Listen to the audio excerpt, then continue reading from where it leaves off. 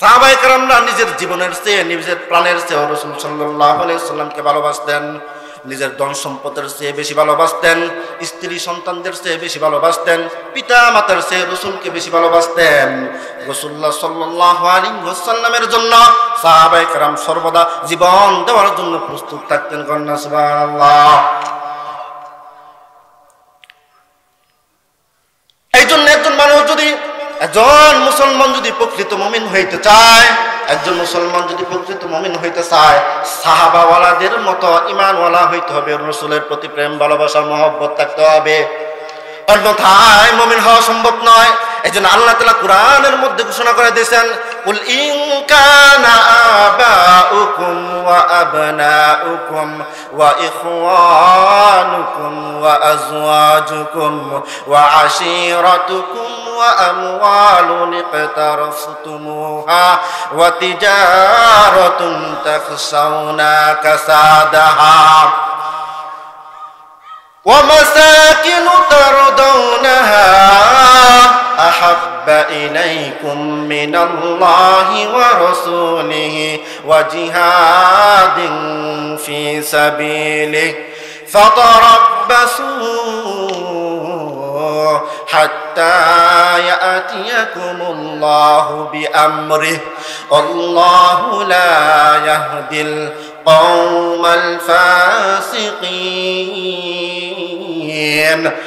আল্লাহ রাব্বুল আলামিন বলেন, হে নবী আপনি বান্দাদেরকে জানায়া দিন, কুল, হে নবী আপনি বলে দিন, জানায়া দিন, আমি আল্লাহর চেয়ে, আপনি রাসূলের চেয়ে এবং আমি আল্লাহর রাস্তায় জিহাদ করার চেয়ে অধিক পরিমাণে যদি বান্দার অন্তরে তার পিতা মাতা, তার সন্তান সন্ততি, তার স্ত্রী, তার ভাই বোন, তার অর্জিত সম্পদ তথা ধন সম্পদ, তার ব্যবসা বাণিজ্য, তার থাকার বাসস্থান, এই সমস্ত প্রিয় বস্তু এবং ব্যক্তিদের প্রতি যদি আমি আল্লাহর চেয়ে, আপনি রাসূলের চেয়ে, আমার রাস্তায় জিহাদ করার চেয়ে বেশি যদি প্রিয় হয়, তাহলে তাদেরকে বলে দিন, ফাতারাব্বাসু হাত্তা ইয়াতিয়াকুমুল্লাহু বিআমরি, তোমরা আল্লাহ তাআলার আদেশ আসা পর্যন্ত অপেক্ষা করো, আল্লাহ তাআলার আযাব আসা পর্যন্ত অপেক্ষা করো।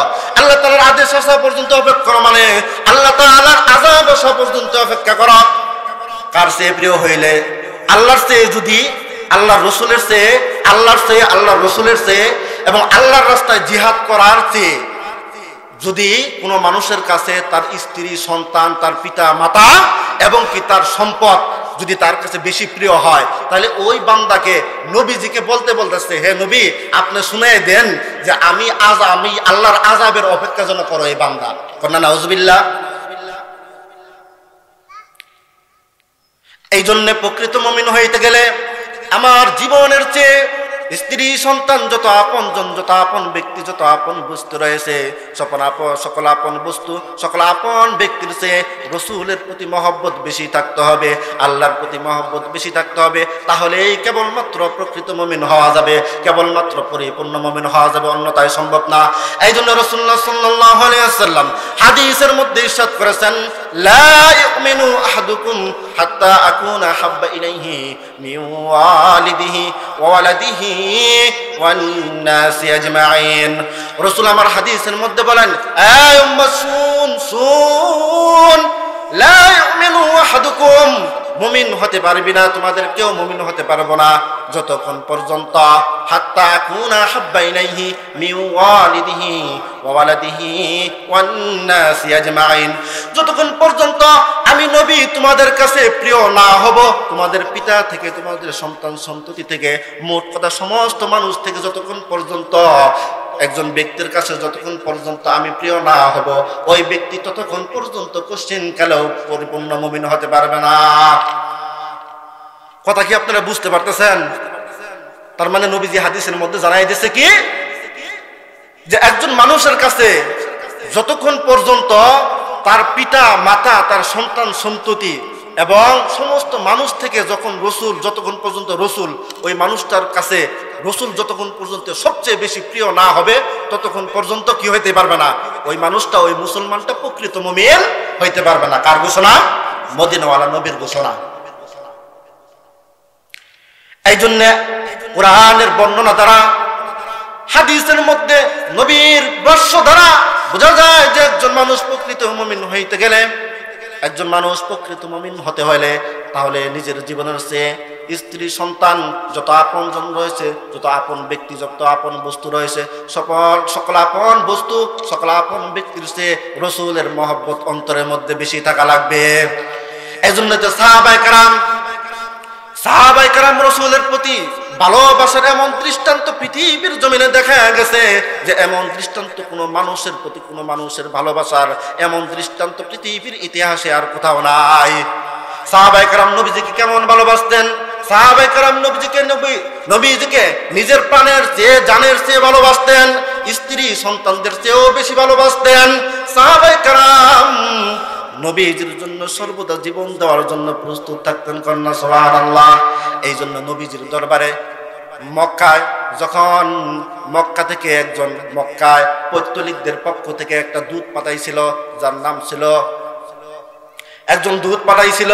ওই দূত যখন মক্কায় আসছিল, নবীজির দরবারে যখন প্রবেশ করলো, নবীজির দরবারে প্রবেশ করার পর নবীজির দরবারে সাহাবায়ে কেরামদের নবীর প্রতি এমন ভালোবাসার, এমন আনুগত্য, এমন ভক্তি দেখে ওই দূত ওই মক্কায় পৌত্তলিকদের কাছে গিয়ে বলছিল, কুরাইশদের কাছে গিয়ে বলছিল, এ কুরাইশবাসী, আমি তো পৃথিবীর অনেক বড় বড় রাজার দরবারে গিয়েছি, আমি তো পৃথিবীর অনেক বড় বড় বাদশাহের দরবারে গিয়েছি, পারস্য সম্রাটের দরবারে গিয়েছি, রোম সম্রাটের দরবারে গিয়েছি, আবেসিনিয়ার মহা দরবারে আমি গিয়েছি, কিন্তু কোন দরবারে এমন দেখি নাই মুহাম্মদ সাল্লাল্লাহু আলাইহি ওয়াসাল্লামের দরবারে আমি তার প্রতি, তার ভক্তরা যেমন তার প্রতি আনুগত্য, যেমন ভালোবাসা, এমন কোন রাজ দরবারে দেখি নাই যে রাজার প্রতি মানুষের এমন ভালোবাসা থাকে। সাহাবায়ে কেরামদের নবীর প্রতি এমন ভালোবাসা, সাহাবায়ে কেরামদের নবীর প্রতি এমন ভালোবাসা, এটা নবীর দরবারে, মুহাম্মদের দরবারে আমি দেখেছি, পৃথিবীর কোন রাজার দরবারে দেখি নাই রাজার প্রতি তার প্রজাদের এমন ভালোবাসা থাকে। একমাত্র মুহাম্মদ নামক এই রাজার দরবারে, এই বাদশার দরবারে দেখিয়েছি তার প্রজারা তথা তার সাহাবায়ে কেরামরা, তার সাথীরা, তার ভক্তরা তার প্রতি কেমন মহব্বত করে, তেমন ভালোবাসা করে। সাহাবায়ে কেরাম নবীকে কেমন মহব্বত করছেন সে বর্ণনা করতেছেন। আমি দেখেছি মুহাম্মদের দরবারে দেখেছি মুহাম্মদ সাল্লাল্লাহু আলাইহি ওয়াসাল্লাম যখন থুতু ফেলায়, এই থুতুটা হাতে নিয়ে চেহারা মুবারকের মধ্যে সাহাবায়ে কেরামরা মেখে দেয়, মুখমণ্ডলের মধ্যে মেখে দেয়, এমন দেখেছি আমি। শুধু তাই নয়, মুহাম্মদ সাল্লাল্লাহু আলাইহি ওয়াসাল্লাম ওযু করে, এই ওযুর ব্যবহৃত পানি সাহাবায়ে কেরাম লাভ করার জন্য তাদের মধ্যে এমন প্রতিযোগিতা লেগে যায় যেন একজন আরেকজনের সাথে ঝগড়ায় লিপ্ত হয়ে গেছে। কন্যা সুবহানাল্লাহ। সাহাবায়ে কেরামরা এমন রাসূলকে মহব্বত করে। শুধু তাই নয়, রাসূল যখন চুল কাটতেন সাহাবায়ে কেরাম চতুর্দিকে এমন করে হাত দিয়ে থাকতেন। এক সাহাবী এই দৃশ্য দেখে জিজ্ঞাসা করলেন, এইটা কি কারবার? চতুর্দিকে মানুষ এমন করে, সাহাবায়ে কেরামরা একজন চুল কাটতেছে আর সকল সাহাবায়ে কেরাম চতুর্দিক দিয়ে এমন করে হাত দিয়ে রয়েছে, এর কারণ কি? তখন এক সাহাবী বর্ণনা করলো, এই যে এটার কারণ হইল যে রাসূল যে চুল কাটতেছে, এই একটা চুলও যেন জমিনে না পড়ে, এই জন্য সকলেই মাথার চতুর্দিক দিয়ে হাত দিয়ে রয়েছে যেন চুলগুলো হাতের মধ্যে পড়ে। কন্যা সুবহানাল্লাহ। নবীর একটা চুল মাটির মধ্যে পড়বে, নবীর একটা চুল মোবারক মাটির মধ্যে পড়বে, এটা সাহাবায়ে কেরাম বরদাস্ত করতে পারে না। সাহাবায়ে কেরামদের নবীর প্রতি কেমন ভালোবাসা ছিল, কেমন মহব্বত ছিল রে মুসলমান। আজকে আপনার আর আমার নবীর প্রতি কেমন মহব্বত? শুধু মুখ দ্বারা বলি নবীজিকে মহব্বত করি, নবীজিকে ভালোবাসি, কিন্তু একটা নবীর সুন্নত আপনার আমার ভিতরে নাই। তার মানে যতই বলি নবীজিকে মহব্বত করি, নবীজিকে ভালোবাসি, সুন্নত যদি আপনার আমার ভিতরে না থাকে, মুখ দ্বারা, জবান দ্বারা যতই জবান ফুটে ফুটে বলি, কোশ্চিন কালেও নবীর এখনো প্রকৃত আশিক হইতে পারে নাই, প্রকৃত মহব্বতকারী হইতে পারে নাই, প্রকৃত মুমিনও এখন পর্যন্ত হইতে পারে নাই। এই জন্য সাহাবায়ে কেরামদের থেকে শিখতে হবে। সাহাবায়ে কেরামরা রাসূলুল্লাহ সাল্লাল্লাহু আলাইহি ওয়াসাল্লামকে কেমন করে মহব্বত করছে, সাহাবায়ে কেরামরা রাসূলকে কেমন করে মহব্বত করছে। রাসূলুল্লাহ সাল্লাল্লাহু আলাইহি ওয়াসাল্লাম যখন উহুদের যুদ্ধে যখন কাফেররা যখন অতর্কিত আক্রমণ করেছিলেন, সাহাবায়ে কেরামরা ছত্রভঙ্গ হয়ে পড়েছিলেন, এমন সময় কাফেরদের আক্রমণে রাসূলুল্লাহ সাল্লাল্লাহু আলাইহি ওয়াসাল্লামের শিরস্থানের তথা মাথার যে লোহার যে মুকুট ছিল, মাথার মধ্যে লোহার দুইটা কড়া ঢুকে পড়েছিল। লোহার কড়া যখন রাসূলের মাথা মুবারকের মধ্যে, চেহারা মুবারকের মধ্যে যখন ঢুকে পড়ছে, সাহাবায়ে কেরাম তো পেরেশান হয়ে গেছে, কেমন করে বের করবেন। এর মধ্যে হযরত আবু বকর রাদিয়াল্লাহু তাআলা আনহু দৌড়ে আসলেন রাসূলুল্লাহ সাল্লাল্লাহু আলাইহি ওয়াসাল্লামের চেহারা মুবারক থেকে লোহার কড়াগুলো বের করার জন্য। এই সময় আবার আবু উবাইদা ইবনুল জাররাহ রাদিয়াল্লাহু তাআলা আনহু নবীজির একজন সাহাবী, এই সাহাবী আবার দৌড়ে এসে আবু বকর সিদ্দিক রাদিয়াল্লাহু তাআলা আনহুকে বাধা দিয়ে বলতেছে, এ আবু বকর, আপনি তো রাসূলের সেবা করার জন্য, আপনি তো রাসূলের খেদমত করার জন্য অনেক সুযোগ পাইছেন, আপনি তো রাসূলের সাথে হিজরত করেছেন, রাসূলের খেদমত করার জন্য অনেক সুযোগ পাইছেন, কিন্তু আমি আজকে এই সুযোগটা হাতছাড়া করতে দিব না, আজকে আমি এই সুযোগটা হাতছাড়া হতে দিব না। এই আবু বকর, এই রাসূলের চেহারা মুবারক থেকে কড়াগুলো আমি উবাইদা ইবনুল জাররাহ আমি বের করব। আবু উবাইদা ইবনুল জাররাহ রাদিয়াল্লাহু তাআলা আনহু এই সাহাবী যখন নবীজির চেহারা মুবারক থেকে এই লোহার কড়াগুলো বের করার জন্য হাত দিয়ে টান দিলে লোহার কড়া বের হয় না, এমন ভাবে চেহারা মুবারকের মধ্যে লোহার কড়াগুলো ঢুকে গেছে, লোহার টুকরাগুলো এমন ভাবে ঢুকে গেছে হাত দিয়ে টান দিলে বের হয় না। এই জন্য আবু উবাইদা ইবনুল জাররাহ রাদিয়াল্লাহু তাআলা আনহু আল্লাহর নবীর এই সাহাবী ওই লোহার কড়ার মধ্যে মুখ লাগাইয়া দাঁত দিয়ে কামড়ে ধরে টান দিছে, যেমন করে দাঁত দিয়ে কামড়ে ধরে টান দিছে। টান দেওয়ার সাথে সাথে লোহার কড়া তো রাসূলের চেহারা মুবারক থেকে খুলে গেছে, কিন্তু রাসূলের চেহারা মুবারক থেকে লোহার কড়া খোলার সাথে সাথে আবু উবাইদা ইবনুল জাররাহ এই সাহাবীর মুখ থেকে একটা দাঁত ভাঙ্গিয়া পড়ে গেছে। কিন্তু আবু উবাইদা ইবনুল জাররাহ নবীর এই সাহাবী, নবীর প্রেমে একটা দাঁত ভাঙ্গিয়া গেছে, ওইদিকে খেয়ালও করে না, তাকায়ও না, ভ্রুক্ষেপও করে না, চিন্তাও করে না। আর একটা লোহার কড়া খোলার জন্য দাঁত লাগাইয়া যখন টান দিছে, টান দেওয়ার সাথে সাথে ওই লোহার কড়াটাও খুলে গেছে, কিন্তু আবু উবাইদা ইবনুল জাররাহ রাদিয়াল্লাহু তাআলা আনহুর মুখ থেকে আরেকটি দাঁত ভাঙ্গিয়া গেছে। সাহাবীর দাঁত ভাঙ্গে গেল, ওই দাঁতের দিকে খেয়াল করতেছে না, মুখের মধ্যে হাসি। কয় কিসের জন্য হাসি? দাঁত ভাঙছে তাও মুখের মধ্যে হাসি, এটা আবার কেমন মানুষ? কয় যে দাঁত তো ভাঙছে এমন তেমন মানুষের জন্য ভাঙে নাই, মাহবুব নবী সাল্লাল্লাহু আলাইহি ওয়াসাল্লামের জন্য দাঁত ভাঙছে, এই জন্য মুখের মধ্যে সাহাবীর হাসি। করলে সুবহানাল্লাহ, দাঁত ভাঙ্গে গেছে, দুইটা দাঁত ভাঙ্গে গেছে, তারপরও মুখের মধ্যে হাসি। কিসের জন্য হাসি? ওই এই দাঁত তো আমি নবীজির জন্য ভাঙতে পারছি, এই জন্য সাহাবীর মুখের মধ্যে হাসি। এইদিকে লোহার কড়া যে ক্ষত স্থান থেকে বের হয়েছে, ওই ক্ষত স্থান থেকে আবার রক্ত বের হইতেছে। এই রক্তকে পরিষ্কার করার জন্য আরেক নবীজির সাহাবী, যার নাম হয় মালিক বিন সিনান রাদিয়াল্লাহু তাআলা আনহু, এই মালিক বিন সিনান রাদিয়াল্লাহু তাআলা আনহু নবীর এই সাহাবী, ওই যে নবীজির চেহারা মুবারক যে রক্ত বের হইতেছে টপ টপ কইরা, ওই রক্তগুলো জিহ্বা দিয়ে চাটিয়া চাটিয়া পরিষ্কার করে খাইতেছে। গন্না সুবহানাল্লাহ। যখন এই অবস্থা নবীজি দেখছেন, ওই মালিক বিন সিনানকে উদ্দেশ্য করে আল্লাহর নবী ঘোষণা করে দিলেন, এই মালিক বিন সিনান শুন, লান তামাসসাকান নার, লান তামাসসাকান নার, লান তামাসসাকান নার। এই চেহারা কোনদিন যে শরীরের মধ্যে আমি নবীর রক্ত প্রবেশ করেছে, যে চেহারার মধ্যে আমি নবীর রক্ত প্রবেশ করেছে, এই শরীরের মধ্যে জাহান্নামের আগুন কোনদিন স্পর্শ করবে না। কন্যা সুবহানাল্লাহ। নবীজি বুঝাইতে চাইতেছে, এই মালিক বিন সিনান, তুমি আমার রক্ত পান করেছ, তুমি মনে রাখো তোমার জন্য তো কপাল খুলিয়া গেছে, তোমার এই শরীর কোনদিন জাহান্নামের আগুনে পুড়াইবে না। নবীজি এই ঘোষণা দেওয়ার পর এই যে উহুদের যুদ্ধে এমন মর্মাহত অবস্থা, এইদিকে উহুদের যুদ্ধে কাফেরদের আক্রমণে 70 জন সাহাবা দুনিয়া থেকে শহীদ হয়ে গেছেন। কয়জন সাহাবা? 70 জন সাহাবা দুনিয়া থেকে শহীদ হয়ে গেছেন। এইদিকে আবার ইবলিস শয়তান মদিনার জমিনে ছড়াইয়া দিছে যে রাসূল দুনিয়া থেকে বিদায় নিছে, রাসূল নিহত হয়ে গেছে। এই সংবাদ যখন মদিনার ঘরে ঘরে পৌঁছে গেছে, মদিনার যে নারী সাহাবারা ছিল, এই নারী সাহাবারা পাগল করা হয়ে ঘর থেকে বাইর হইয়া উহুদের ময়দানের দিকে রওনা হয়েছে। এক নারী সাহাবার ঘটনা শুনেন। মদিনার এই নারী সাহাবারা পাগল করা হইয়া রাসূল দুনিয়া থেকে বিদায় নিছে, নিহত হয়েছে। এই যে শয়তান যে মদিনার ঘরে ঘরে এই খবর পৌঁছাইয়া দিছে, মদিনার ঘরের সকল নারী সাহাবারা পাগল করা হয়ে রাস্তায় বাহির হয়ে গেছে। আর ওই যে উহুদের ময়দানের দিকে রওনা হয়েছে, আওলা গেছে, পাগল বেশে রওনা হয়েছে, আমার রাসূল নাকি নিহত হয়েছে। এই জন্য পাগল করা হয়ে উহুদের যুদ্ধের দিকে যাইতেছে। হাদিসের মধ্যে বিশেষ করে এক আনসারী নারী সাহাবার ঘটনা উল্লেখ আসছে। এই নারী সাহাবা যখন উহুদের ময়দানের দিকে যাইতেছে, উহুদের ময়দানের দিকে যখন যাইতেছে, ওই নারী সাহাবা মানুষের কাছে জিজ্ঞেস করতেছে, ও মদিনার মানুষেরা, আমার নবী কি অবস্থায় আছে, আমার নবী কেমন আছে, তোমরা একটু কও না। এই সময় মানুষেরা ডাকতে বলে, এ আল্লাহর বান্দি, তোমার স্বামী তো দুনিয়া থেকে বিদায় নিছে, তোমার স্বামী তো শহীদ হয়ে গেছে। ওই নারী সাহাবা কয় ইন্না লিল্লাহ। কি কয়? কয় ইন্না লিল্লাহ। আর কোনো কথা না, কয় যে আমার নবীর কথা কও, আমার নবী কেমন আছে সেই কথা বলো। অন্যান্য মানুষ আবার সংবাদ দেয়, এই তোমার সন্তান তো দুনিয়া থেকে বিদায় নিয়ে শহীদ হয়ে গেছে। ওই নারী ওই সাহাবা কয় ইন্না লিল্লাহ, এই তোমরা আমার সন্তানের খবর দাও, আমার স্বামীর খবর দাও, আমার নবীর খবর দাও না কেন? আমার নবীর খবর আমাকে দাও, আমার নবী নাকি নিহত হয়েছে, আমার নবী আসলে কেমন আছে এই সংবাদটা আমার দাও।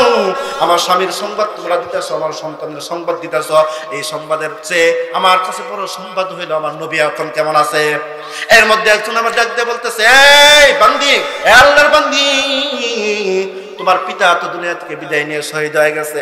ওই নারী সাহাবা তখন ডাক দিয়ে বলে ইন্না লিল্লাহ, এই মদিনার মানুষেরা, তোমরা আমার স্বামীর ব্যাপারে বললা, আমার সন্তানের ব্যাপারে বললা, আমার পিতার ব্যাপারে বললা, কিন্তু আমার নবীর খবরটা দেও না, আমার নবী কেমন আছে, আমার নবীর কেমন আছে। এর মধ্যে একজন ডাক দিয়ে বলতেছে, আল্লাহর বান্দি, নবী তো সুস্থ আছে, নবী ফিরে আসতেছে, নবী আসতেছে, মদিনার দিকে আসতেছে। এই কথা যখন বলছে, ওই নারী সাহাবা তখন ডাক দিয়ে বলতেছে, না, আমার অন্তর শীতল হয় না, আমার মন শীতল হয় না, আমার নবীজি কো আসতেছে, আমার একটু দেখাও না। এমন সময় একজন আল্লাহর বান্দা ডাক দিয়ে বলতেছে, ওই যে নবী আসতেছে, ইশারা দিয়ে ইশারা দিয়ে দেখাইয়া দিছে, মদিনার রাস্তার দিকে ইশারা দিয়ে দেখাই দিছে, ওই যে নবীজি আসতেছে, ওই যে নবীজি আসতেছে। নবীজি যখন দেখাইয়া দিছে, নারী ওই সাহাবা দূর থেকে যখন দেখতে পাইছে ওর রসুল রাস্তা দিয়ে আসতেছে, এক দৌড়ে রসুলের নিকট গিয়ে রসুলের চেহারাটা দেখে, রসুলের চেহারা মুবারক এক নজর দেখে, ওই নারী সাহাবা এমন একটা কথা বলছিল, কথাটা একটু মনোযোগ দিয়ে শোনার চেষ্টা করব। নারী ওই সাহাবা বলছিল, ইয়া রাসূলুল্লাহ, ইয়া হাবিবাল্লাহ, আমার পিতা দুনিয়া থেকে বিদায় নিছে, আমার সন্তান দুনিয়া থেকে বিদায় নিছে, আমার স্বামী দুনিয়া থেকে বিদায় নিছে, এই যে আমার যে পেরেশানি, সমস্ত পেরেশানি আমার দূর হয়ে গেছে। কুল্লু মুসিবাতিন বাদাকা জালাল, কুল্লু মুসিবাতিন বাদাকা জালাল, কুল্লু মুসিবাতিন বাদাকা জালাল। হে নবী গো, আমার সমস্ত পেরেশান আপনার চেহারা মুবারক দেখে দূর হয়ে গেছে। সুবহানাল্লাহ। স্বামী হারাইছে, মা হইয়া সন্তান হারাইছে, আবার পিতাও হারাইছে। এই যে যখন দুঃখ, যত দুঃখ অন্তরের মধ্যে, সমস্ত দুঃখ দূর হয়ে গেছে নবীজির চেহারা দেখে। কন্যা সুবহানাল্লাহ। কেমন ভালোবাসছেন একজন নারী সাহাবা, রসুলের প্রতি কেমন প্রেম ছিল, কেমন মহব্বত ছিল, কেমন ভালোবাসা ছিল গো। স্বামী হারানোর পরও সেই স্বামী হারানোর দুঃখ অন্তরের মধ্যে থাকে না, সন্তান হারানোর পরও সন্তান হারানোর দুঃখ থাকে না, পিতা হারানোর পরও পিতা হারানোর দুঃখ থাকে না, ভাই হারানোর পরও ভাই হারানোর দুঃখ অন্তরে থাকে না। রসুলের চেহারা মোবারক দেখে সকল দুঃখ দূর হয়ে যায়। কেমন মহব্বত ছিল। এই জন্যই তো যদি আমরা রসুলকে মহব্বত করতে চাই, সাহাবীদের মতো আমাদের মহব্বত হইতে হবে। সাহাবীদের মতো মহব্বত যদি আমরা না করতে পারি, যতক্ষণ পর্যন্ত আমাদের জীবনের চেয়ে, আমাদের প্রাণের চেয়ে, আমাদের সকল সম্পদের চেয়ে রসুলের মহব্বত আমাদের অন্তরের মধ্যে স্থাপন না করতে পারবো, ততক্ষণ পর্যন্ত আমরা কোশ্চিন কালেও মুমিন হতে পারবো না।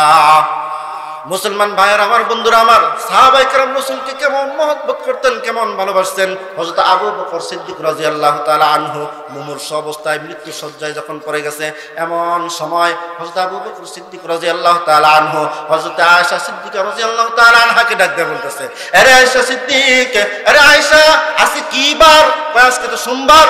কয় রাসূল যেন কি বারে দুনিয়া থেকে বিদায় নিছে। কয় বাবা, রাসূল তো দুনিয়া থেকে বিদায় নিছে সোমবারে। কয় তাই নাকি? কয় হ্যাঁ। তাহলে আজকে কি দিন? কয় আজকে হলো সোমবার। তখন আবু বকর সিদ্দিক রাদিয়াল্লাহু তাআলা আনহুকে আল্লাহর কাছে দোয়া করে, আল্লাহ, আমার মাহবুব, আমার হাবিব, আমার নবী আজকে এই সোমবারের দিন দুনিয়া থেকে বিদায় নিছে।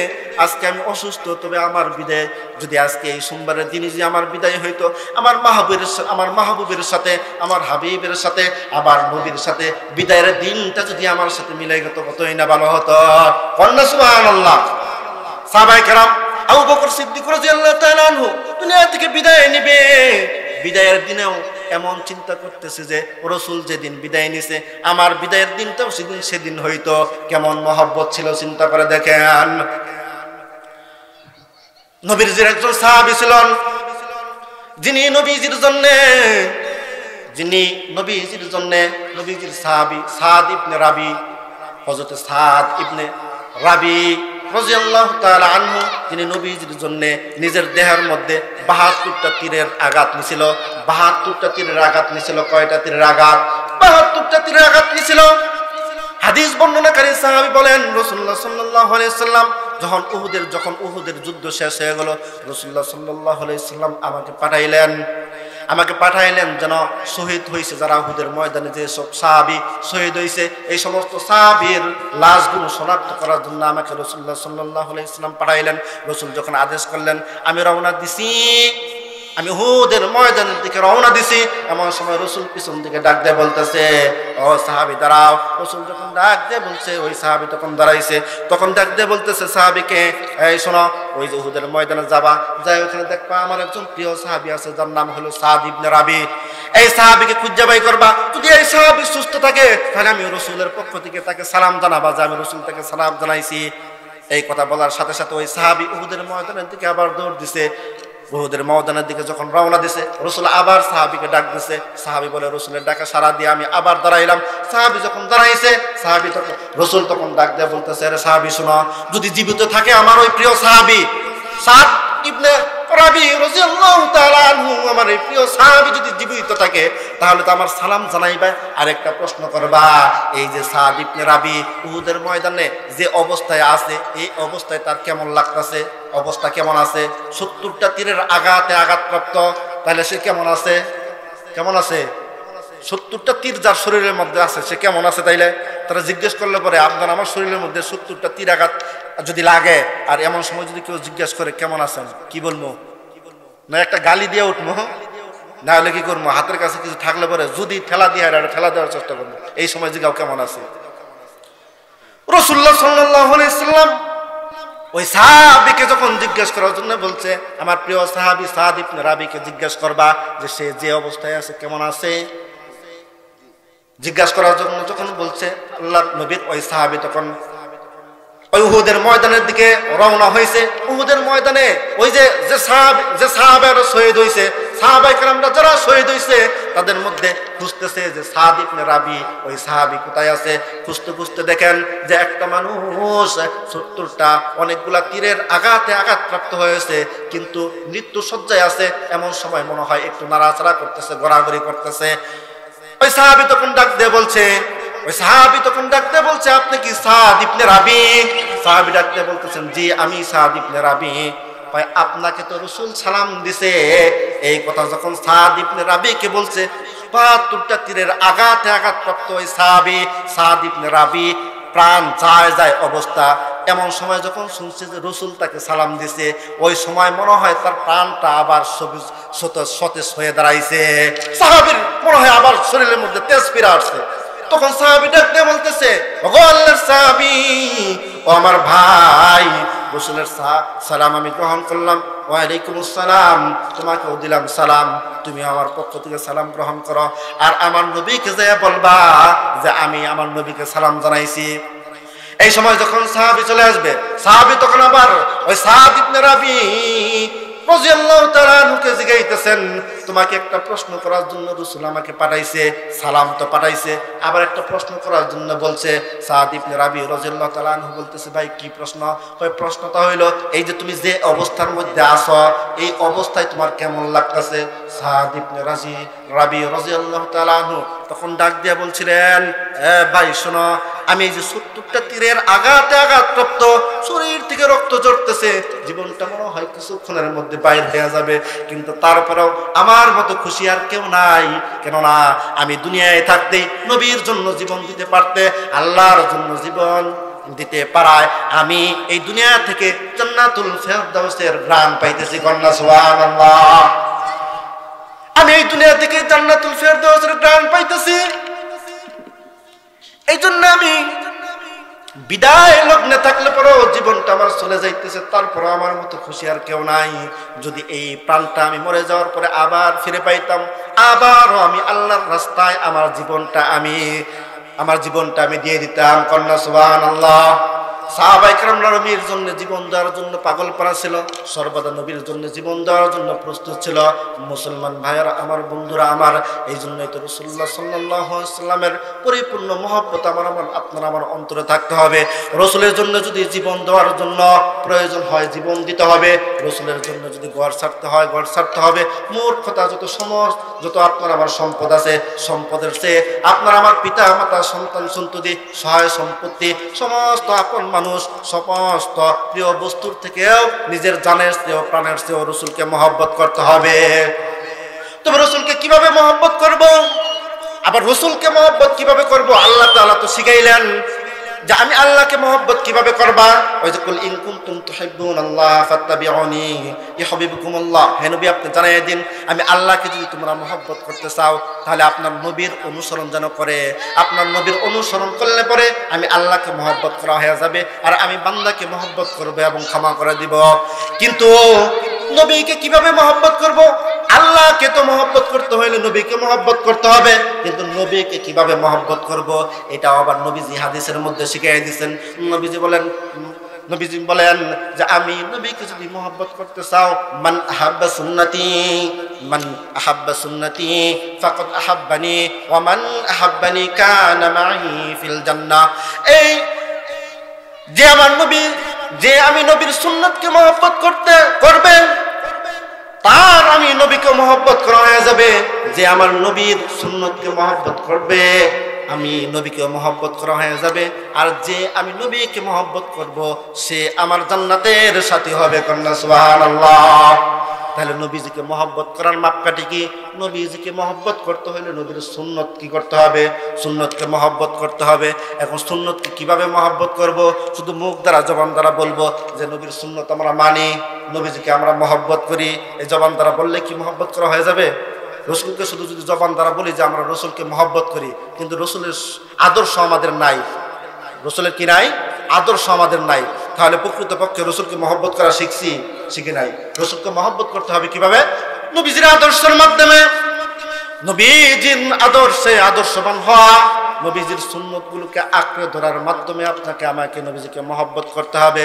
মুসলমান ভাইয়ের আমার, বন্ধুরা আমার, একটা সময় এই পৃথিবীর জমিনে মুসলমানের সংখ্যা তেমন একটা বেশি ছিল না, মুসলমানের সংখ্যাও কম ছিল, মুসলমানের সম্পদও তেমন একটা বেশি ছিল না, কিন্তু এই পৃথিবীর জমিনে মুসলমান রাজত্ব করত। কিন্তু এখন এমন একটা সময় আসছে যে এই পৃথিবীর জমিনে, এই দুনিয়াতে এখন বর্তমানে মুসলমানের সংখ্যাও বেশি, আবার মুসলমানের সহায় সম্পত্তিও বেশি। কিন্তু এই মুসলমানই এখন বিধর্মীদের কাছে, ইহুদি খ্রিস্টানদের কাছে সবসময় জুলুম আর অত্যাচারের শিকার হইতেছে। কেন জানেন নাকি? একটা সময় মুসলমানের কি ছিল না? সংখ্যাও বেশি ছিল না, তথা মুসলমান বেশি ছিল না, আবার মুসলমানের তেমন সম্পদও ছিল না, টাকা পয়সাও ছিল না, কিন্তু মুসলমানের হুঙ্কারে পুরা বিশ্ব কাঁপত।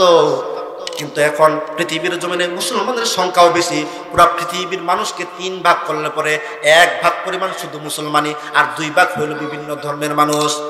এত সংখ্যক মুসলমান পৃথিবীতে, আবার মুসলমান এখন সম্পদওয়ালা মুসলমান, কিন্তু এই মুসলমানই আবার ইহুদি খ্রিস্টানদের কাছে আক্রমণাত্মক, ইহুদি খ্রিস্টানদের জুলুমের অত্যাচারের শিকার হইতেছে এই মুসলমান। এটা আমরা জানি নাকি কিসের কারণে? এখন মুসলমানের সংখ্যাও বেশি আছে, মুসলমানের টাকা পয়সাও আছে, কিন্তু মুসলমানের সংখ্যা টাকা পয়সা বেশি থাকলে কি হবে?